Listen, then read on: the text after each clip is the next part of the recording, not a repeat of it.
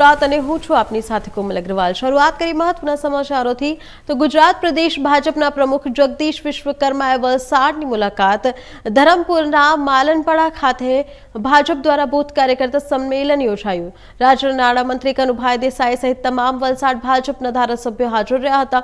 વલસાડ ભાજપના અગ્રણીઓ સહિત ધરમપુર અને કપરાડા વિધાનસભા કાર્યકરો મોટી સંખ્યામાં હાજર રહ્યા। આગામી સમયમાં આવી રહેલ સ્થાનિક સ્વરાજની ચૂંટણીને લઈને જગદીશ વિશ્વકર્માએ કાર્યકર્તાઓને જીતનો મંત્ર આપ્યો અને જગદીશ વિશ્વકર્માએ લોકોને સંબોધન કરતા કહ્યું કે રાહુલ ગાંધી અમે તેમના સાંસદ અને કેમ્પસમાં ચાય બિસ્કિટની મજા માણે છે। તેમને આદિવાસી અને લોકોના પ્રશ્નોની કોઈ ચિંતા નથી।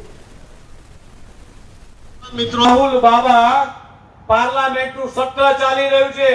મારે મીડિયાના મિત્રો ખાસ બેઠા છે કેવું છે પાર્લામેન્ટનું અગત્યનું સત્ર ચાલે છે અને કોંગ્રેસના સાંસદો તમારા ને મારા પ્રશ્નોની પ્રજાના પ્રશ્નોની ચિંતા કર્યા વગર બાર પાર્લામેન્ટના ઓટલા ઉપર પરિસરમાં ચા અને બિસ્કિટના ટોસ્ટ રાહુલ ગાંધી ખાઈ રહ્યા છે।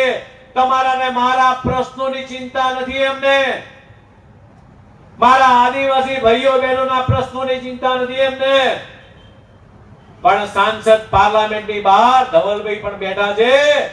ત્યાં બેઠા બેઠા કોંગ્રેસના સાંસદો એ ચા અને બિસ્કિટ ખાઈ રહ્યા।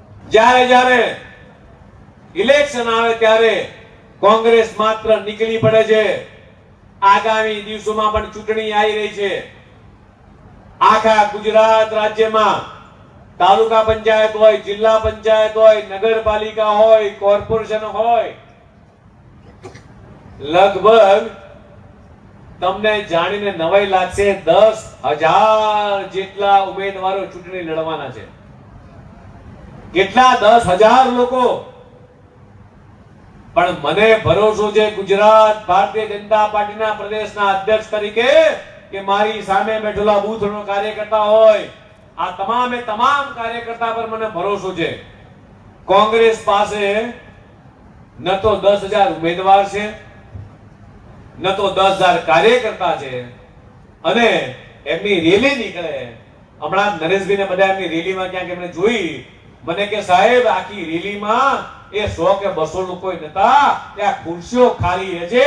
આ પરિસ્થિતિ